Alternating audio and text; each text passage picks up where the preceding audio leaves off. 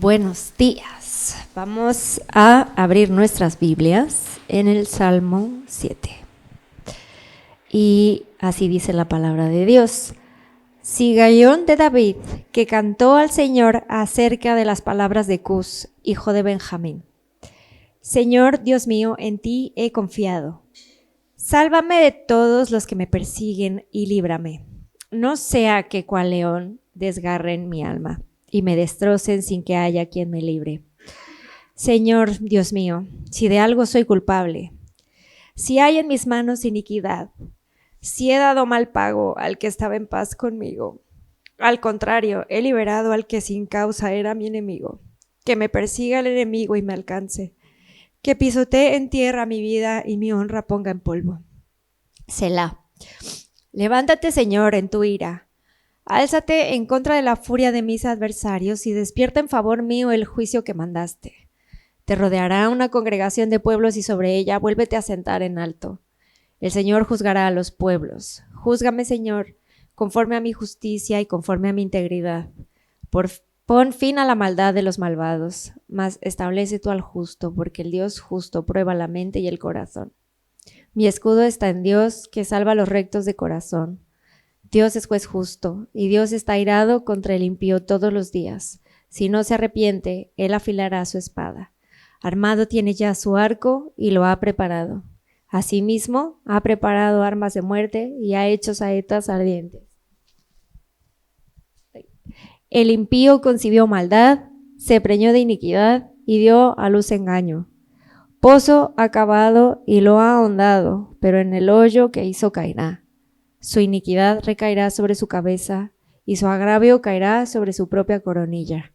Alabaré al Señor conforme a su justicia y cantaré al nombre del Señor el Altísimo. La palabra de Dios. Buenos días. Estamos muy contentos de ver rostros nuevos. Bienvenido. Y también los que ya tenéis más tiempo de estar acá en Iglesia Bíblica Urbana, todos bienvenidos. Para los que no me conocéis, si no nos conocemos, me presento. Mi nombre es Jonathan, soy uno de los pastores acá en Iglesia Bíblica Urbana. Y como cada domingo, sobre todo cuando tengo la bendición de estar acá al frente, creo que digo lo mismo, pero es que es cierto, es una bendición para mí poder estar acá un domingo más, tener este privilegio de reunirnos, alabar al Señor, buscarle a través también de esta transformación por medio del estudio de su palabra. Y en particular el privilegio de poder hoy presentarla y considerarla junto con vosotros. Así que hoy llegamos a la tercera predicación de esta serie en el libro de los Salmos. No vamos a estudiar todos los Salmos, por supuesto que no nos daría la vida para ello. Pero en esta serie en la que estamos observando algunos de ellos, en específico aquellos que son conocidos como salmos imprecatorios o de lamento, y es una serie, como ya has visto ahí en pantalla, con un nombre un poquito peculiar, que puede ser un poco incluso llamativo, ¿no? Oraciones sucias.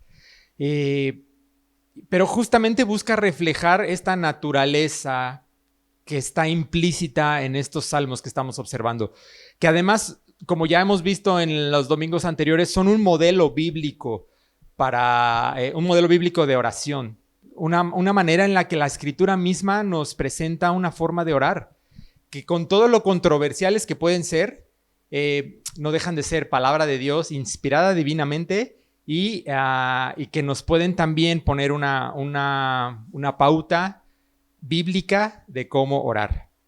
Así que hoy meditaremos el Salmo 7 que hemos leído ya. Te pido que tengas ahí tu Biblia abierta en el pasaje, aunque también lo tendremos acá en pantalla, pero para que compruebes a la luz de la Escritura todo lo que hoy hablaremos. Así que ¿te parece que sin más preámbulo vamos a orar primero, a pedirle al Señor, aquel que inspiró estas palabras, incluso palabras fuertes, que hoy hable a nuestras vidas? Señor, te doy gracias por tu palabra, por el privilegio de poder abrirla, por el privilegio de tener, ya sea en un medio electrónico o impreso, pero tu palabra, que es la revelación escrita misma tu revelación para nuestras vidas, Dios. Te pido que hoy sea el poder de tu evangelio y de tu palabra misma transformando nuestros corazones, que no sea sabiduría humana, que no sean mis palabras, que mi propia torpeza y mis propios pecados no estorben, Señor, sino que cumpla el propósito para el que la envías tú, Señor. Y te lo pido todo en el nombre de Jesús. Amén. Amén. Tal vez todos hemos vivido o experimentado al menos una ocasión en nuestra vida, por lo menos una vez, tal vez más, esta experiencia amarga de ser calumniados o de estar en una situación, en medio de una situación de injusticia, difamaciones, tal vez contra nuestra propia persona o contra alguien muy cercano a nosotros, ¿no? ¿Y qué hacemos en una circunstancia así? Cuando parece que el suelo, los cimientos de toda nuestra vida se estremecen por una calumnia, una mentira, una traición y todo el dolor profundo que un tipo de situación de esta naturaleza provoca en nuestra vida. ¿Qué hacemos? ¿Cómo son nuestras oraciones? ¿Cómo deberíamos hablarle al Creador? ¿Cómo deberíamos expresarnos? ¿Qué deberíamos decir frente a Dios? Cuando la realidad es que nuestras emociones están a flor de piel, ¿no? Sobre todo cuando las dificultades y las circunstancias hacen que parezca que Dios, nuestro Dios, el Dios en que confiamos, pareciera que está lejano, que está incluso inactivo. Muchas veces nuestro instinto religioso, sobre todo aquellos que hemos crecido por años, desde pequeños hemos sido educados en una iglesia de alguna confesión cristiana, tal vez nuestro primer instinto religioso o tradicional nos dice que debemos ponernos una máscara, ¿no? Una máscara de perfección, una postura de solemnidad para hablar con Dios, una tranquilidad casi estoica ante los problemas y dirigirnos a Dios con oraciones súper pulidas, súper santificadas, con un lenguaje sumamente reverente y políticamente correcto, ¿no? O en este caso, religiosamente correcto. Pero la Biblia constantemente nos muestra formas diferentes de relacionarnos con Dios. Y muchas veces muy distintas de lo que nuestra cultura popular o nuestra vida de iglesia nos ha enseñado.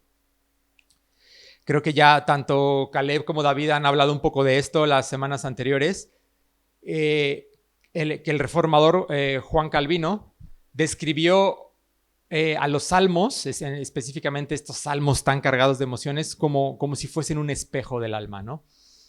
Son un espejo. ¿Y por qué un espejo? Bueno, un espejo tiene una característica implacable. Un espejo no te va a mostrar solo lo que quieres ver, a menos que sea el espejo del cuento de hadas de esta bruja, pero un espejo real no te muestra solo lo que quieres ver ni se preocupa por cuidar tu autoestima. El espejo te muestra tal cual es sin preocuparse de lo que tú puedas sentir al ver esa realidad. Simplemente refleja la cruda verdad. Y entonces refleja tanto aquellas cosas que nos enorgullecen como aquellos sentimientos oscuros, vergonzosos, que en ocasiones hacemos todo lo posible por esconder de los demás.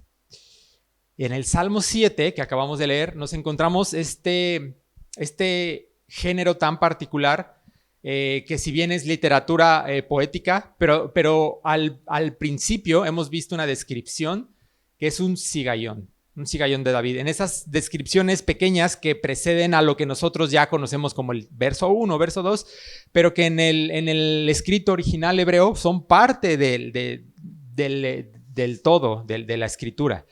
Y tienen su importancia. Entonces, ese cigallón de David, ese término que algunos eruditos no saben a ciencia cierta, porque son poco los pasajes de la escritura que tienen esta descripción. Hay otro en Habacuc. Y entonces, algunos lo traducen como si fuese un canto, un cántico salvaje, apasionado, cargado de lamento, como con muchos altibajos emocionales, profundo y que demuestran una crisis o están en medio de una crisis de vida. Entonces dice ahí, cigallón de David, que cantó al Señor acerca de las palabras de Cus, hijo de Benjamín. Así empieza este salmo. Entonces es un poema con un tono altamente emocional, apasionado. Pensemos un poco en el posible contexto. Digo posible porque también en esto hay duda, no hay una certidumbre al 100% del contexto histórico de este salmo, de cuándo lo escribió, pero de acuerdo a los versos 1 y 2, lo que sí sabemos es que David está siendo perseguido, ¿vale? Dice que está clamando por salvación de todos los que le persiguen. Se encuentra angustiado. En las primeras palabras del texto original hebreo, de lo que ya hemos leído, de esta notación, dice que son palabras que escribió David acerca de las palabras de Cus, hijo de Benjamín, un benjaminita. ¿Quién era Cus? Realmente no lo sabemos del todo. Su identidad podríamos decir que es una especie de misterio, pues no hay más referencias en la Biblia específicas acerca de este hombre. Solo sabemos que era de la tribu de Benjamín, pero mucho más de eso no. Pero entre los eruditos, entre los estudiosos, hay algunas teorías que no voy a profundizar mucho porque no tenemos todo el tiempo para entrar en estos detalles, pero algunos creen que Cus, por ser benjaminita, que sí que lo pone ahí, podría ser un seguidor leal del rey Saúl, que la escritura misma nos dice que el rey Saúl, si recuerdas, si conoces la historia, el rey Saúl era de la tribu de Benjamín. Entonces pudo haber sido un oficial o un pariente cercano de Saúl que calumnió falsamente a David, acusándole de traición. Si recuerdas la historia, Saúl fue repudiado por Dios después de haber desobedecido o obedecido a medias la voluntad de Dios y levantó un nuevo rey que fue David. Lo ungió a muy temprana edad. Entonces, a partir de ahí se desarrolla toda una trama en la que el rey Saúl quería matar a David porque sentía, y seguramente influenciado por calumnias y malos consejos, creía que David quería quitarle el reino. Entonces intentaba matarlo, literal lo perseguía, ¿vale? Algunos creen entonces que Cus tiene que ver con esto. Otros creen que Cus simplemente es un seudónimo, porque Cus se parece o significa negro o etíope. Entonces, a lo mejor creen que es una clave para referirse al carácter oscuro, obstinado, sí, muy oscuro y hostil del propio rey Saúl. Vale, esa es otra teoría. Podemos estar más o menos de acuerdo con una u otra, pero el problema no queda ahí, sino que además hay una división de opiniones en cuanto a si es el contexto en el que fue escrito este salmo, en el contexto de la persecución de Saúl a David, o, por otro lado, hay otra teoría que algunos creen que fue escrito o lo ubican más en la rebelión de Absalón. Cuando ya David es rey, Absalón es hijo de David, y su mismo hijo intentó hacer un golpe de estado, una rebelión en contra del reino de su padre, y también le perseguía y bueno. Entonces tenemos ahí un poco de ambigüedad histórica. Lo que sí sabemos es que es un momento de profunda angustia de David cuando escribe este salmo. Estaba siendo perseguido y está en medio de una serie de calumnias, acusaciones falsas y traición. Y entonces este salmo tan hermoso es el resultado poético de un corazón que está abrumado, de un corazón que está sufriendo, que está herido y que se siente además acorralado, rodeado. Y es en medio de toda esta tormenta que Dios usa este salmo para enseñarnos un modelo de oración que, como ya hemos dicho, podríamos llamarle una oración sucia. Y no es sucia porque por ser pecaminosa. Es sucia porque carece de filtros, carece de maquillaje religioso. Es una oración genuina que sale tal cual desde el clamor del corazón. Un corazón que se atreve a decirle a Dios, como lo dice el verso 6 de este salmo: despiértate, Señor, despiértate.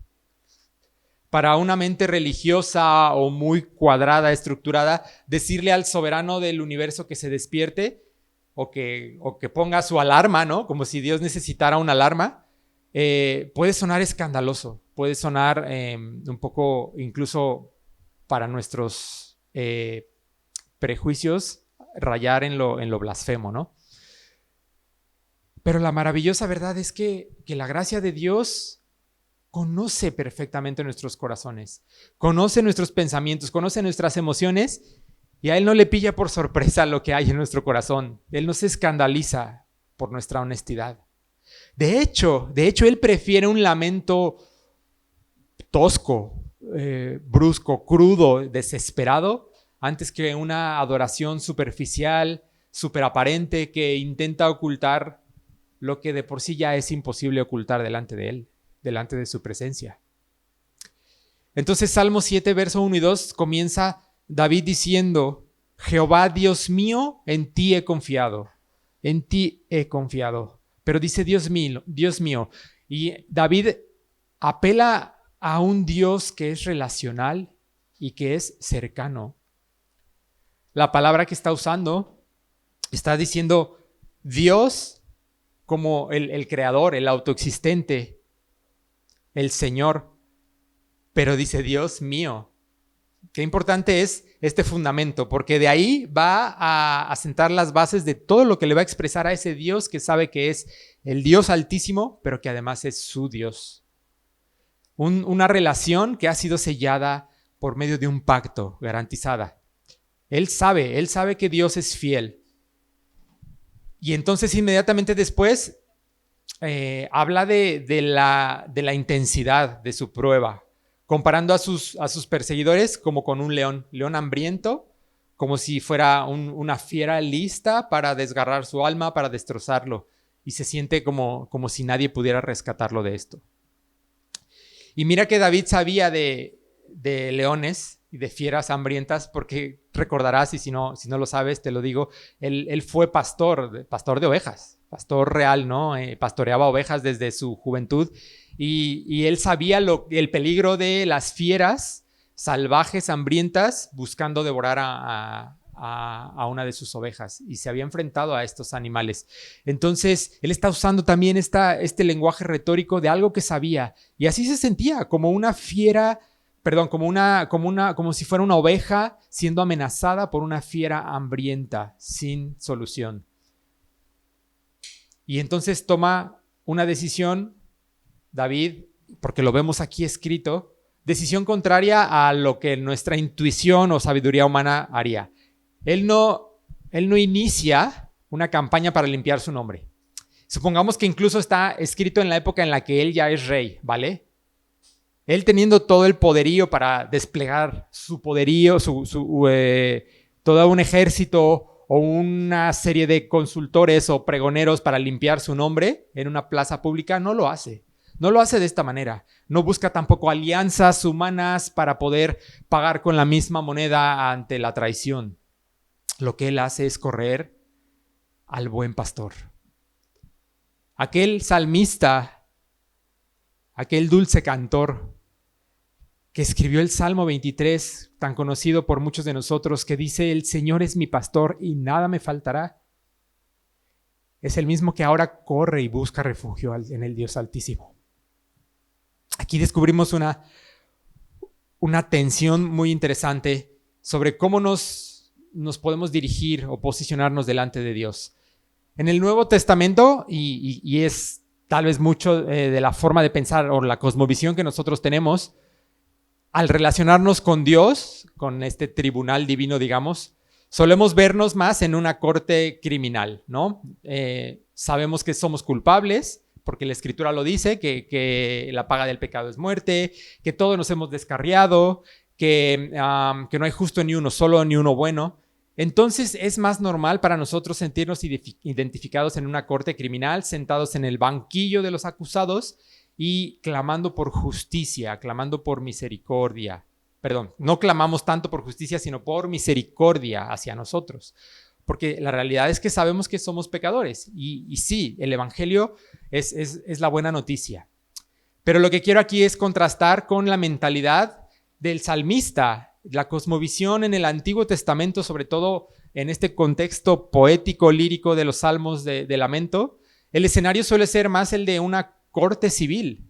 Aquí David no se presenta como el acusado en el banquillo, sino como alguien que está reclamando por justicia, está pidiendo justicia ante el tribunal divino. Él es la víctima de un daño injusto, difamaciones, y que quiere presentar su caso ante el juez para decir: Señor, mira el daño que me están haciendo, mira, hazme caso, haz justicia.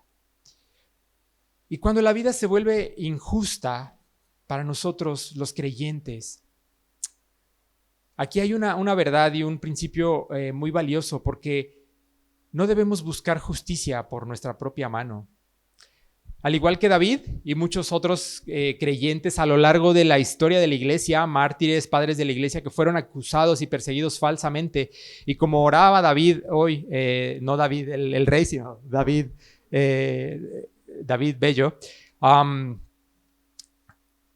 hoy en día también hay persecución, hoy en día también hay calumnias frente a la fe de nuestros hermanos creyentes.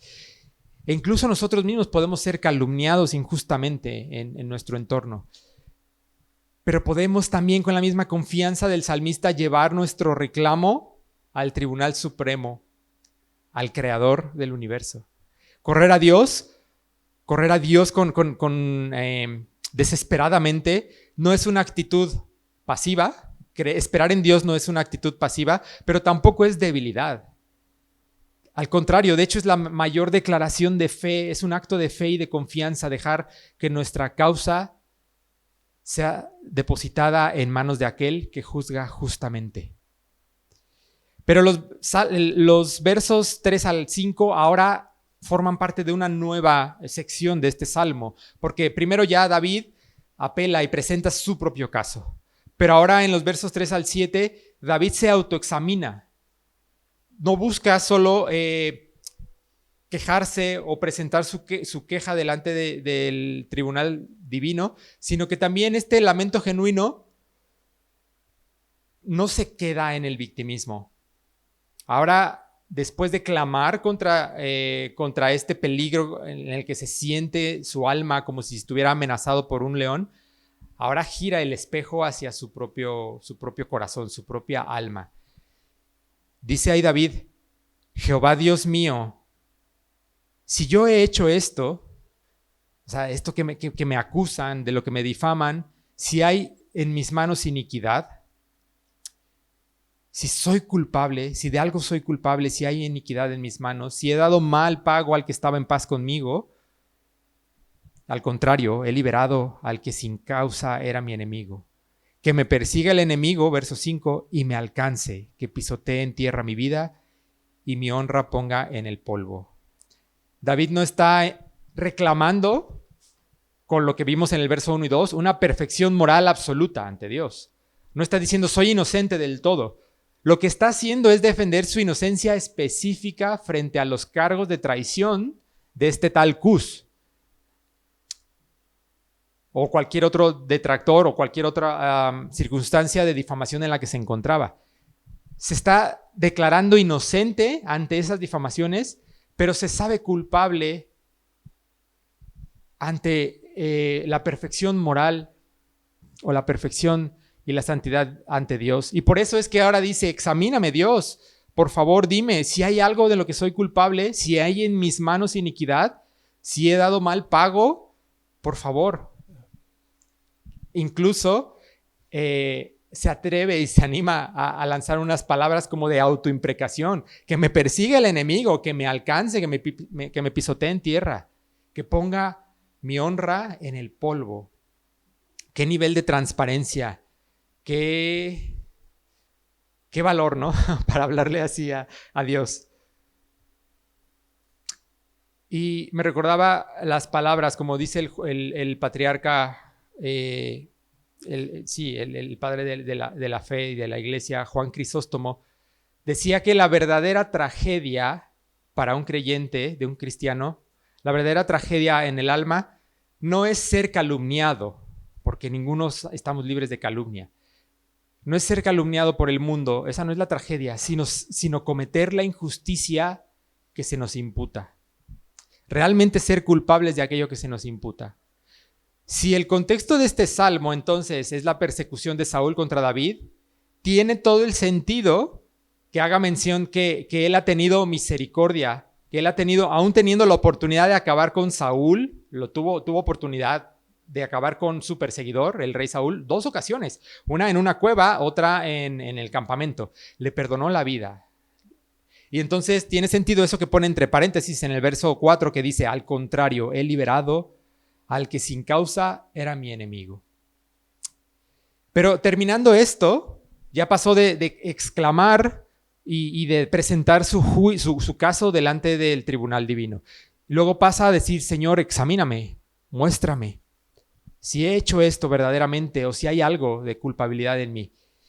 Y hay una palabra, Selah, que marca una pausa, un silencio, hacer una pausa. En los salmos es una indicación tanto literaria como musical para hacer una pausa y reflexionar, meditar. Y para nosotros es una oportunidad perfecta para detenernos ante ese espejo de la palabra y preguntarnos, ¿están hoy mis manos limpias del todo? Porque muchas veces nos quedamos en esta actitud de victimismo, de mira Dios cómo sufro, mira nadie me entiende. Pero es bueno también autoexaminarnos y preguntarnos, ¿están mis manos limpias en medio de esta situación? ¿Son mis motivaciones, lo más profundo de mi corazón, puro? Y Dios no necesita siempre que expresemos con palabras lo que Él ya sabe, que incluso está antes de que la palabra salga de nuestra boca, Él ya conoce nuestros pensamientos y nuestros corazones. Él ya escudriña y examina lo más profundo de nosotros. Pero el autoexamen nos libera. El autoexamen y la autoconfrontación nos libera de la hipocresía religiosa y nos permite alinearnos con el corazón del juez justo. Antes de demandar que actúe en nuestro favor, o incluso a medida que estamos reclamando justicia, hay espacio para autoexaminarnos. Pero avanzando un poco más en este salmo, versos 7 al 16, ahora hay un juicio que David exclama, pero está basado en la fe que él tiene en la soberanía del Dios, de este gobierno absoluto del Creador. Pero también habla del punto más álgido de este salmo. Aquí es donde alcanza lo más, digamos, escandaloso el salmo. Lo que hacía referencia yo al principio, que David le dice en el verso 6, levántate, Señor, levántate en tu ira, álzate en contra de la furia de mis adversarios y despierta en favor mío, despierta en favor mío el juicio que mandaste. ¿Por qué orar con tal vehemencia, con tal valentía a Dios? ¿Será acaso que Dios duerme como había dicho al principio, como si su despertador hubiera fallado, como si se le hubiera pasado, Dios le dio 5 minutos más y se quedó dormido? ¿Será acaso que necesita que nosotros le despertemos de la siesta? Por supuesto que no, por supuesto que no. Pero cuando el mal impera en un mundo roto, caído, y las calumnias destruyen nuestras propias vidas, nuestros sentimientos, y al punto que sentimos en nuestra carne como si Dios estuviera dormido o indiferente, hay lugar para este tipo de palabras. La belleza de la fe bíblica, de hecho, es que el lamento no es apostasía, el lamento no es rebelión, al contrario, es la prueba más grande del Dios en el que creemos. Porque ¿qué sentido tendría reclamar airadamente a un Dios en el que no creemos ni siquiera que existe o que es poderoso para hacer algo? Simplemente con palabras genuinas de nuestro corazón y sin maquillaje estamos apelando al poder y a la soberanía del Dios que creemos. Clamamos porque sabemos que Dios es bueno y nos duele profundamente cuando su aparente silencio contradice lo que sabemos de su carácter. La Escritura responde con una verdad entonces acerca de Dios David está diciendo ahí que él es juez justo, verso 11, y es un guerrero divino. David sabe eso de Dios. Lo pone con palabras hermosas, llenas de poesía, cargadas también de contradicciones humanas, sentimientos encontrados, pero sabe quién es Dios. Su espada está afilada, dice, y su arco está tensado con flechas encendidas listas para ejecutar un juicio. Dios no tiene comunión con el pecado. Su santidad lo lleva a estar indignado todos los días contra la maldad. Pero entonces esto plantea un nuevo dilema para nosotros, porque nos obliga a hacernos una pregunta todavía más seria y honesta. Si Dios, piénsalo un poco, por favor, si Dios, este juez perfecto que no dejará impune al culpable, en algún momento hará justicia. Y si nosotros nos autoexaminamos y sabemos que no somos libres de pecado, ¿quién de nosotros podrá entonces sostenerse de pie ante su presencia? Cuando Él alguna vez, en algún momento final, traiga justicia, por fin, ¿quién permanecerá de pie ante su presencia? Si pasamos nuestra propia vida por la regla, por el estándar, por la vara de medir de su santidad absoluta, nuestras propias manos están llenas de iniquidad, de orgullo, de engaño, de rebelión. Y como David, no somos inocentes del todo. Y este es el punto de todo este mensaje y de esta serie de mensajes en estos salmos.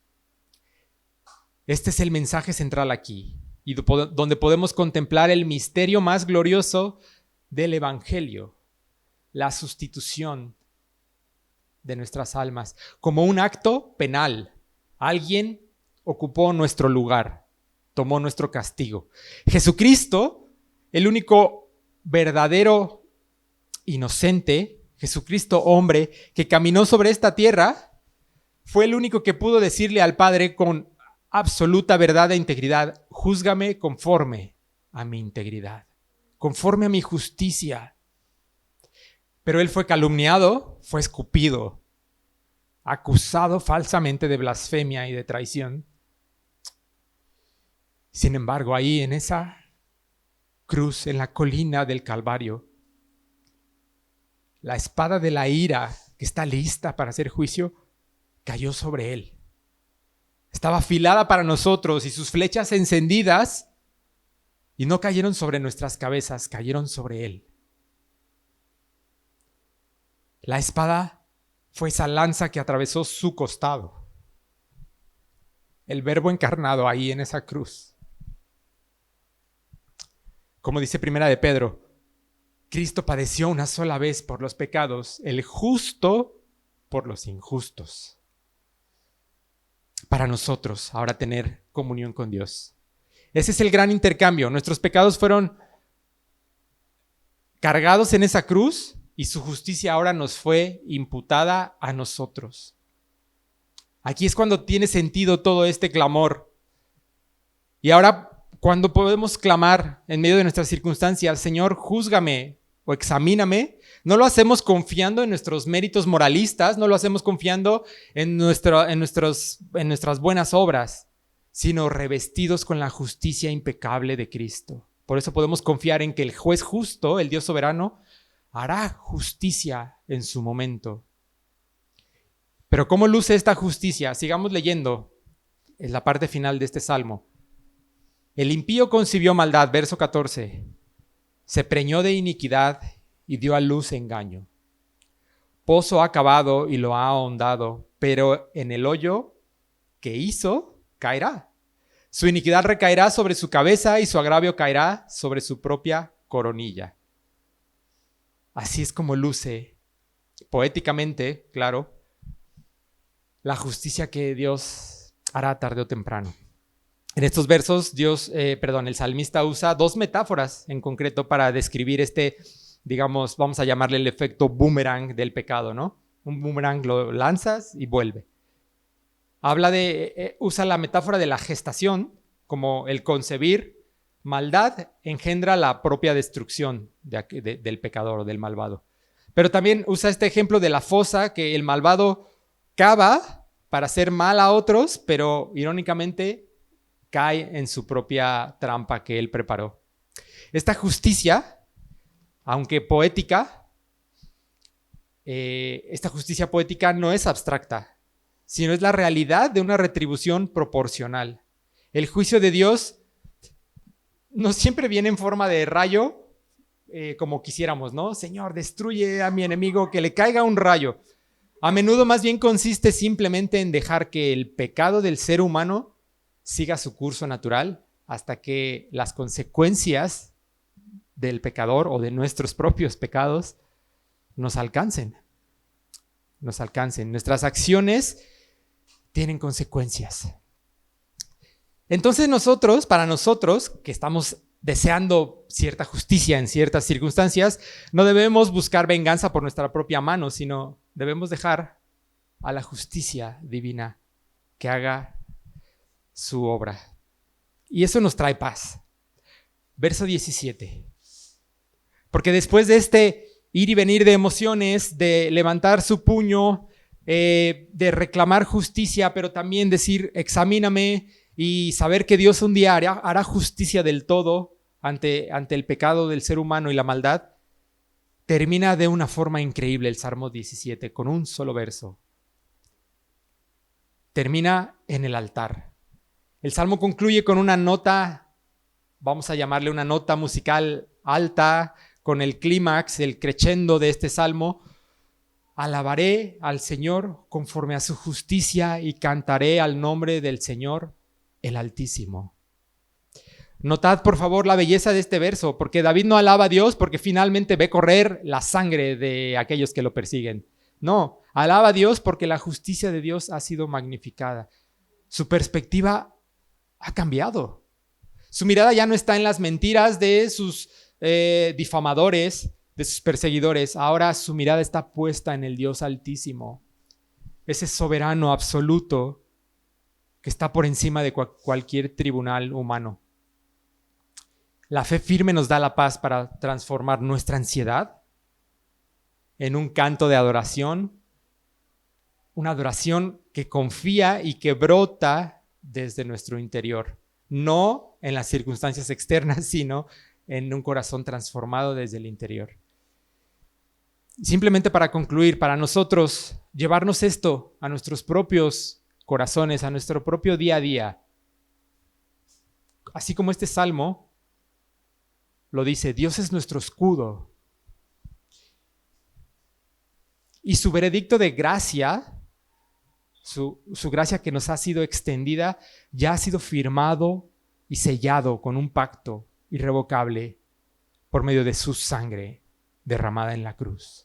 Eso significa que ya no, como ya hemos dicho, no debemos desgastarnos defendiendo nuestro nombre, nuestra reputación, tratando de ganar el debate de la opinión pública, ni tampoco respondiendo con amargura o con mal a quienes nos han pagado mal. En cambio, podemos acudir con toda libertad, con toda confianza al trono de la gracia. No tengas miedo de presentarte ante Dios con tus palabras rotas, sin pulir, tus palabras así sucias como salen de tu corazón. Presentarle tu dolor sin maquillaje. Él te conoce, no hay necesidad de aparentar ante tu Padre. Él conoce tu dolor y no se escandaliza de tu debilidad. Si hoy te sientes así como David, tal vez calumniado, perseguido, o de alguna manera simplemente roto, herido, puede que incluso sea no necesariamente por enemigos de carne y hueso, pueden ser tus propios pensamientos, la batalla contra un pecado, pero corre al refugio de su presencia y en medio de las circunstancias confía en que el juez de toda la tierra hará justicia a su debido tiempo. Pero a la vez descansa en la preciosa verdad, en la realidad de que la espada del juicio divino ya fue clavada en tu Salvador. para darte una paz que sobrepasa todo entendimiento. Porque nuestro mayor problema ya ha sido resuelto. ¿Cuál era ese problema? La paga de muerte que merecía nuestro pecado. La ofensa al Dios eterno ya fue pagada en la cruz. Así que ahora simplemente examina tu corazón a la luz de su gracia, pídele que te muestre tus intenciones, tus motivaciones, lo que hay en lo más profundo, que el Evangelio traiga luz a los rincones más oscuros de tu corazón. Eso es parte de madurar, de crecer en Él. Necesitamos a diario ser renovados por el poder del mensaje del Evangelio. Pero finalmente termina alabando a Dios conforme a su justicia perfecta. Esa justicia que ya ha sido depositada, si tú has creído en Cristo, ha sido depositada en tu cuenta, porque Él es tu sustituto perfecto. Y todo esto con la mirada puesta en la esperanza de que un día toda lágrima será limpiada. Que un día no habrá más llanto, más injusticia, ni más dolor. Oremos.